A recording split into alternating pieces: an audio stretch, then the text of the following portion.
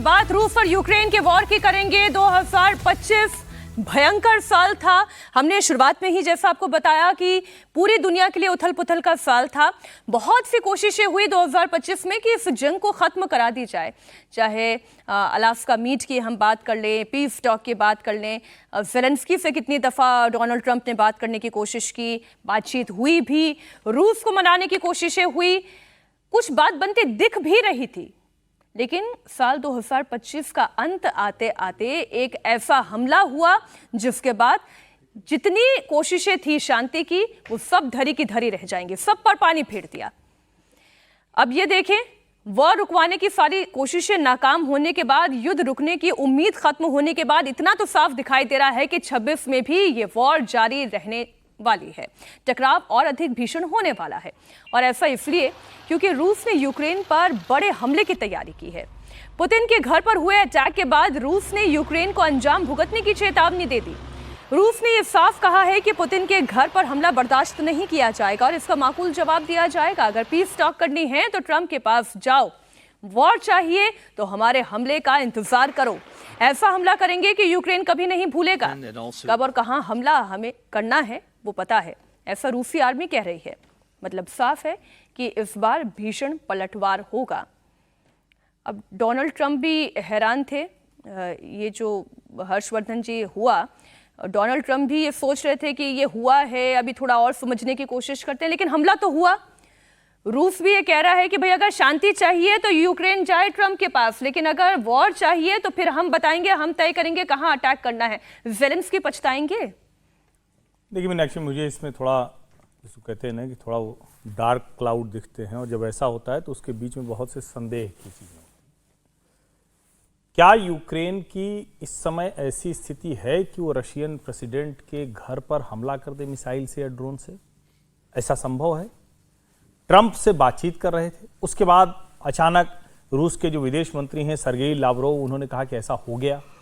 फिर Russian army की तरफ से आया कि अब हम नेस्तनाबूद कर देंगे। फिर ये आ रहा है कि अगर पीस चाहिए तो ट्रंप के पास जाओ, नहीं तो युद्ध चाहिए तो हमारे पास आओ। क्या पुतिन इस बहाने से, रशिया इस बहाने से ये कोशिश कर रहा है कि अब ज्यादा मैन्यूवरिंग की गुंजाइश न मिले, यानी उसमें यूक्रेन को ये हम करेंगे कि नहीं करेंगे, ये वाली जमीन लेंगे कि नहीं लेंगे, उस पर वो बात करना बंद कर दे? क्या इसकी तैयारी है? क्योंकि रशियन प्रेसिडेंट के घर पर अगर कोई एक मतलब ईंट पत्थर भी फेंक दिया जाए तो उसके बाद क्या होगा ये सब जानते हैं। ऐसे में थोड़ा संदेह है। और ट्रंप ने कहा कि मेरे लिए शॉक है, ये नहीं होना चाहिए था, बहुत गलत हुआ। फिर उनसे पूछा गया कि do you have any proof, तो उन्होंने कहा कि हम चेक करेंगे, वी विल इंक्वायर अबाउट। इसका मतलब क्या हुआ कि अगर ये पक्के तौर पर नहीं है कि हमला हुआ या नहीं हुआ, तो दोनों चीजें हो सकती। हो सकता है कि हमला जो रूटीन का चल रहा था वो हुआ हो और उसको रशिया कह रहा हो कि देखो हमारे राष्ट्रपति पर हमला कर दिया, या हमला हुआ ही ना हो और रशिया कह रहा हो कि देखो अब तो हम इसका बदला लेंगे ही लेंगे। तो एकमात्र रास्ता क्या है, और मैं इसको यूं देख रहा हूं, इसमें जो सिल्वर लाइनिंग में देख रहा हूं कि 26 में ये शांति समझौता हो जाएगा। अगर नहीं होगा तो 26 में बहुत तबाही होगी। इस तरह से युद्ध 26 तक पूरा नहीं चलता रहेगा, फिर वो तबाही होगी, खत्म होगा, यूक्रेन उस तरफ जाएगा। मुझे लगता है कि शांति समझौता हो जाएगा उसी की बुनियाद पर। सर 25 का साल जब शुरू हुआ था, मुझे नंबर्स में बड़ा इंटरेस्ट है, समीर जी ये बात जानते हैं। तो 25 का साल जब शुरू हुआ था सब कह रहे थे मंगल का साल है, मंगल का साल मतलब डिस्ट्रक्शन का साल, जंगों का साल, और वो हमने होते हुए देखा भी। या तो जंग हो रही थी, नहीं तो घर में ही गृह युद्ध छिड़ा हुआ था। फिर चाहे हमने नेपाल की तस्वीर दिखाई हो, चाहे हम बांग्लादेश की चर्चा कर रहे हो, रशिया यूक्रेन की जंग तो लगातार निरंतर चल रही है। अब तो सूर्य का साल आने वाला है। जंग कुछ शांत होगी, बढ़ेगी, और जो पुतिन चाहते हैं यूक्रेन को घुटने पे लाना चाहते हैं। देखिए, आप ज्योतिषाचार्य के हैसियत से इनसे पूछ रहे हैं क्योंकि ये ज्योतिष भी बहुत अच्छा जानते हैं। 3 साल से हम हर साल तीन साल से हम इस बात की मतलब हर साल चर्चा करते हैं, हर साल के अंत में, कि इस साल क्या रूस और यूक्रेन का युद्ध खत्म होगा और अगला साल का बेहतर आएगा दोनों देशों के लिए। लेकिन 3 साल से संभव नहीं, और इस साल लग रहा था, और बड़ी संभावना तब नजर आई थी जब अलास्का में ट्रंप और पुतिन की मुलाकात हुई। तो लग रहा था कि भाई अब दोनों बैठ रहे हैं तो निश्चित रूप से कोई रास्ता निकलेगा। दोनों देशों की तरफ से इस तरह के संकेत दिए गए थे कि वो शांति वार्ता के लिए तैयार है। लेकिन जिस तरीके से 26 पॉइंट्स का पहले बना, फिर वो 20 पॉइंट्स का यूक्रेन ने इसको कर दिया, फिर यूक्रेन पहले तैयार होता है, फिर और फिर जेलेंस्की जिस तरीके से फ्रांस और जर्मनी और ब्रिटेन के राष्ट्राध्यक्ष से मिलते हैं, फिर वो कहते हैं कि भाई इसके अंदर यूरोपियन यूनियन की भी और यूरोपियन नेशंस की भी बात माननी पड़ेगी। अमेरिका जिस तरीके से यूक्रेन को हड़काता है पुतिन, तो मुझे लग रहा है कि फिलहाल ये मामला भी बहुत मुश्किल हो गया। और जिस तरीके से कल पुतिन ने कहा कि भाई 93 ड्रोन हमले किए गए पुतिन के सरकारी आवास पे, प्रधानमंत्री मोदी ने उसको लेकर चिंता जताई है, ट्वीट किया है कि भाई शांति और बातचीत से इसका रास्ता निकाला जाए। मुझे लग रहा है कि अब पुतिन का भी धैर्य जवाब दे रहा है। वो चाहते हैं कि या तो शांति का जो प्रस्ताव उन्होंने दिया है या जिस पे उन्होंने सहमति दे उसको पूरी तरीके से जेलेंस्की माने, उसमें कोई इफ एंड बट ना करे कि नहीं ये मानेंगे ये नहीं मानेंगे, या फिर पूरी तरीके से वो युद्ध के लिए तैयार है, फिर हम युद्ध लड़ेंगे और जो हम चाहते हैं वो हासिल करेंगे। ये जेलेंस्की को तय करना है कि वो हमारे शांति प्रस्ताव को जो है उसे मानता है या पूरी तरीके से खत्म होकर नेस्तनाबूद होकर हमारी बात को मानता है। देखने वाली बात है कि मुझे लगता है कि फिलहाल इसकी संभावना कम नजर आ रही, जिस तरीके से पुतिन का जो जवाब आया है एग्रेशन में। आने वाले कुछ दिनों के अंदर कुछ और बड़े हमले होंगे, लेकिन मुझे लगता है कि 3 से 4 महीने के अंदर कोई रास्ता निकलेगा, क्योंकि दोनों देश युद्ध लड़के बड़ी एक्सपेक्टेशंस हैं सर आपकी, अगर 3 से 4 महीने में ये कुछ उस दिशा में जाता है। अच्छा, 2025 में अगर कोई नेता सबसे ज्यादा सुर्खियों में रहे हैं तो कौन है? बताइए विजय जी, कौन है? इसमें भी सवाल है। बताइए, पहले आप बताइए, आप क्या समझ रहे हैं? किसी और का नाम लेके देखें। नाम लेके देखें, अभी मैं तुरंत जो है टैरिफ लगा दूंगा। टैरिफ से समझ गए होंगे, वो ट्रंप है। देखिए, साल 2025 की शुरुआत में दूसरी बार ट्रंप अमेरिका के राष्ट्रपति बने, लेकिन उनका ये कार्यकाल पिछले कार्यकाल से ज्यादा चर्चा में रहा। 2026 में भी वो छाए रहेंगे, क्योंकि वो बात ही ऐसी करते हैं, वो काम ही ऐसा करते हैं। ट्रंप अमेरिका के 47वें राष्ट्रपति बने, 47वें राष्ट्रपति। 2025 में उन्होंने ऐसे ऐसे फैसले लिए जिससे दुनिया चौंक गई, चाहे वॉर रुकवाने का क्रेडिट लेना हो या फिर टेरिफ अटैक करना हो। ट्रंप ने लगभग हर देश को टच किया, अलग अलग वजहों से ही सही। ट्रंप पूरी दुनिया में चर्चा के केंद्र बने रहे। भले ही उन्हें नोबेल पुरस्कार नहीं मिला, लेकिन उन्होंने खूब हाथ पैर मारे, युद्ध रुकवाने का क्रेडिट लेते रहे। भारत ने भी जो ऑपरेशन सिंदूर को रोका, वो तो हमारे लिए रुका नहीं है, वो केवल इस वक्त स्टैंड बाय मोड पर है, किसी भी दिन शुरू हो जाएगा पाकिस्तान के खिलाफ, लेकिन उसका भी वो क्रेडिट लेते रहे। फिर एक बार उनकी झल्लाहट भी सामने आई। हुआ यूं कि ट्रंप नेतन्याहू के साथ मीटिंग कर रहे थे और तभी वो भारत पाकिस्तान युद्ध रुकवाने का क्रेडिट लेने लगे, जिसकी अभी मैंने बात की। जरा वो हिसाब को सुना देते हैं, फिर करेंगे चर्चा। But to both of them, I said we're going to cut you off, no more trade. Then I put 200% tariffs on. The next day they called. We looked. 35 years of fighting, and they stopped. Do I get credit for it? No. They gave me. I did 8 of them. India. How about India and Pakistan? And then, so I did 8 of them, and then I'll tell you the rest of it. अब देखिए, Nobel peace prize तो मिला नहीं, professor साहब हंसे जा रहे हैं। अब मैंने कहा कि सबसे ज्यादा चर्चित रहे ट्रंप, कोई दो राय नहीं। हाँ, कुछ जंग रुकवा भी दी, कुछ रुकवाने की कोशिश ही करते रहे, और वो हमेशा दिल मांगे मोर की स्थिति में रहते। Tariff tariff tariff. देखिए 2025 की शुरुआत में ऐसी उम्मीद बनी थी कि ट्रंप के आने के बाद जो है वो अमेरिका एक दूसरी दिशा में बढ़ेगा और जो ग्लोबल टेररिज्म है, इस्लामिक टेररिज्म, उसके खिलाफ वो कुछ काम करते हुए नजर आएंगे। और अमेरिका के लिए माना जाता, अभी तक यही माना जाता रहता है कि अमेरिका जो है वो डेमोक्रेटिक रेजिम्स हैं उनके साथ खड़ा होता हुआ कम से कम दिखता है, यदि नहीं भी रहे तो। लेकिन 2 चीज़ों के लिए बहुत ट्रंप जाने जाएंगे। ग्लोबल डिसऑर्डर लाने के लिए ट्रंप जाने जाएंगे। ग्लोबल डिसऑर्डर मैं बार बार कह रहा हूं, इसलिए क्योंकि ट्रंप ने टैरिफ को ला करके, टैरिफ को यूज करके, वो भी अपने इमरजेंसी पावर, एक कब का, एक 60 के दशक का एक एक्ट को ला करके ऑपरेट करके, और फिर जिस प्रकार से ट्रेड को बायलैटरल कर दिया, ग्लोबल ट्रेड नाम की कोई अब चीज है, उसके रूल्स वगैरह कहीं भी दरकिनार कर दिया। फिर जो है यूएन के कितने भी बॉडीज थे उन सबों से अमेरिका को हटा लिया, कहा कि नहीं, हमको वहाँ पर हम ये जलवायु है, हम इसे अपने आप को पीछे हटा लेते हैं, हमको इससे कोई लेना देना नहीं है। ऐसे एक नहीं, कई ऐसे जो इंटरनेशनल ट्रीटीज थे उससे अमेरिका को किनारे कर लिया हमने।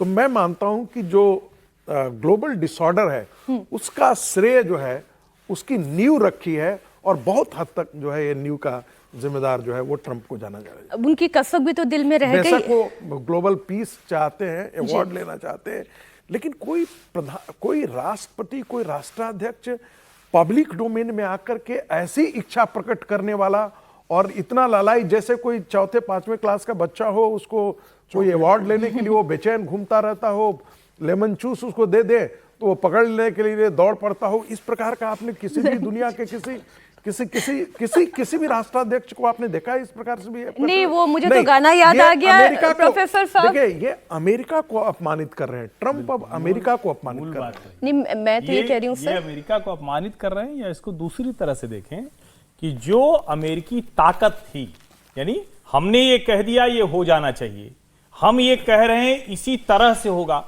बदल गया वो दुनिया का, चूंकि जिसको बार बार कहते हैं जियोपॉलिटिकल वर्ल्ड ऑर्डर, वो पूरी तरह से बदल गया।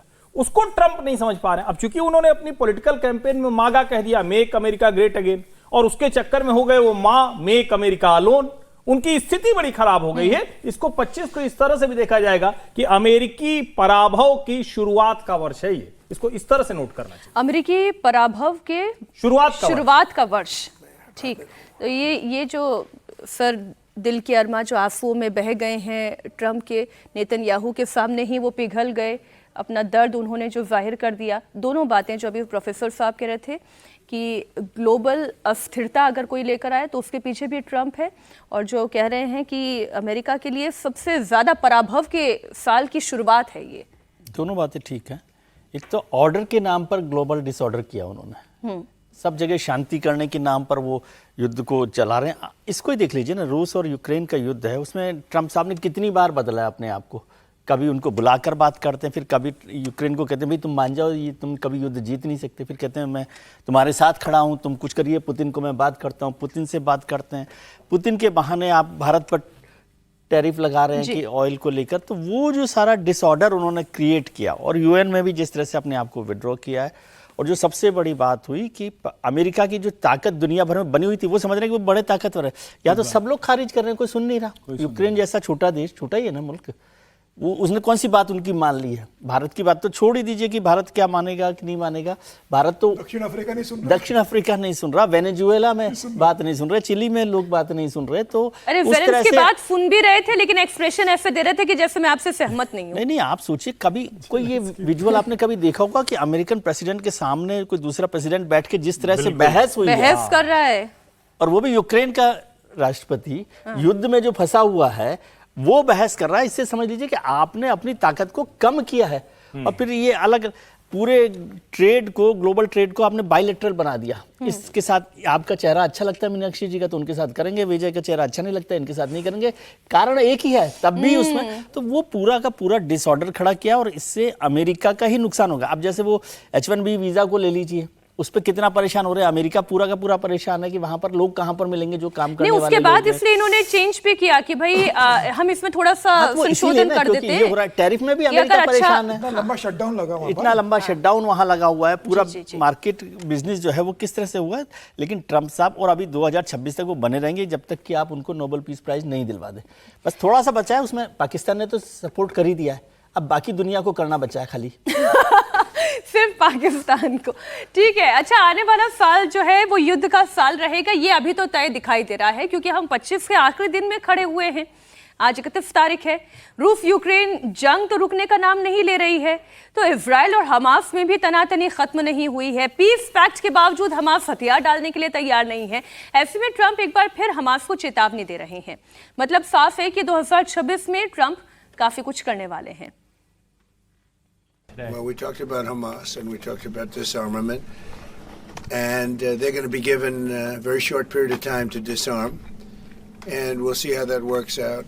Steve Witkoff and Jared Kushner will be in charge of that from our side, but if they don't disarm as they agreed to do, they agreed to it, and then they'll be held to pay for them, and we don't want that. We're not looking for that, but they have to disarm within a fairly short period of time.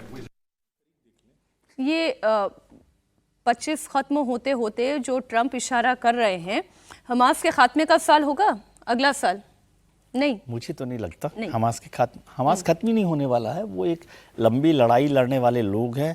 इसलिए आप सोचिए कि कितनी सारी exercise वहाँ पर, piece exercise हो गई, इजराइल को लेकर, अमेरिका आ गया, कतर आ गया, दुनिया भर की बातें हो गई। ईरान भी जंग में कूद गया। ईरान भी जंग में कूद गया, लेकिन वो कहीं जाने वाले नहीं हैं। वो आदतन लड़ाके लोग हैं किसी भी तरह से, और उनको भरोसा ही नहीं है कि इजराइल क्या करेगा। वो जो पीस टॉक होगी या पीस पर जो समझौता हो जाएगा उस पर वो चलेंगे कि नहीं चलेंगे। और इसमें भी फिर वही बात आ जाएगी कि अमेरिका पर लोगों को अब विश्वास नहीं रहा कि भाई ये कह भी देंगे तो इनकी बात कोई मानेगा कि नहीं मानेगा। असल वही कि अब तो नेतन्याहू क्या उनकी नाटो बात को भी सर अमेरिका पर हाँ, जब विश्वास नहीं है तो बाकी मुस्लिम देशों की क्या? उनका जो विश्वास खत्म हुआ, उन पर जो विश्वास खत्म हुआ है, डिसक्रेडिट जो ट्रंप जिस तरह से हुए हैं, उससे ये सारे संकट बढ़ते जा रहे हैं। क्योंकि किसी भाई नेगोशिएशन कब चलता है? नेगोशिएशन में जो बीच में कोई मध्यस्थ बैठा हुआ है उसकी विश्वसनीयता कितनी है जी। उसकी बात पर लोग कितना भरोसा कर रहे हैं, और वो विश्वसनीयता ट्रंप ने खोई है।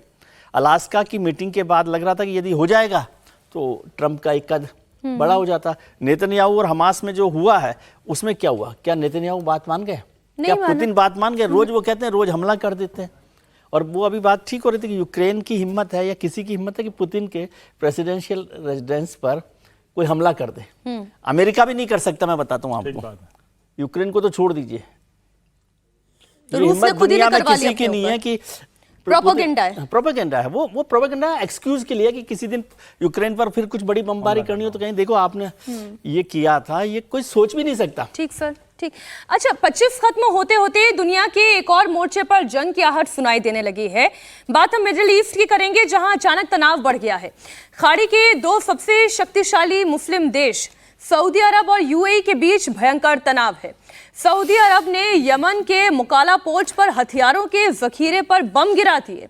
यह हथियार संयुक्त अरब अमीरात ने यमन के अलगाववादी संगठन सदर्न ट्रांजिशनल काउंसिल के लिए भेजे थे।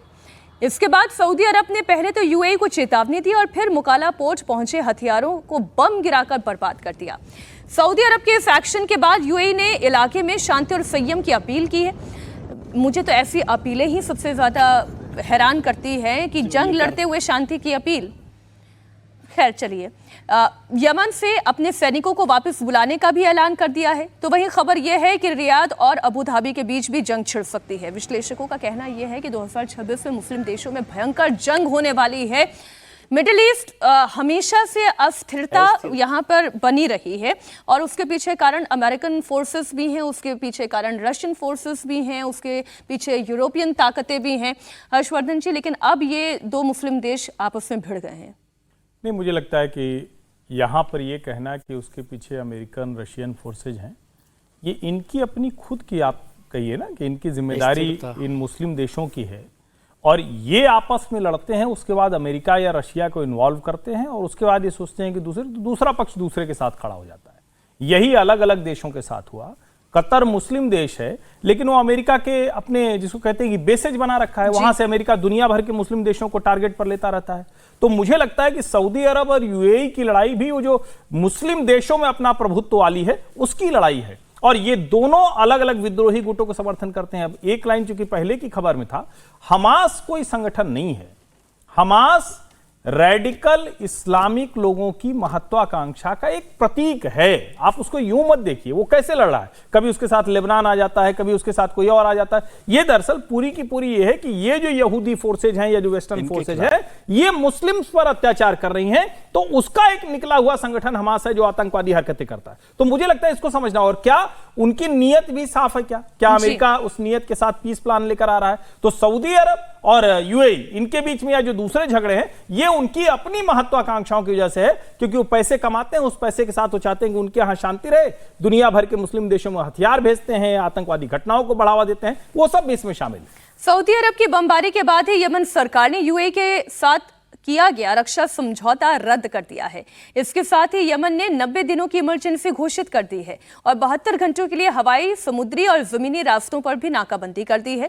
दोनों देशों के बीच कभी भी जंग छिड़ सकती है, इसे लेकर सऊदी अरब में एक बड़ी बैठक चल रही है।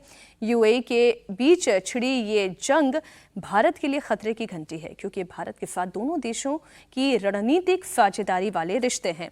अच्छा, सऊदी अरब के हमले के बाद यूएई ने बड़ा अटैक किया।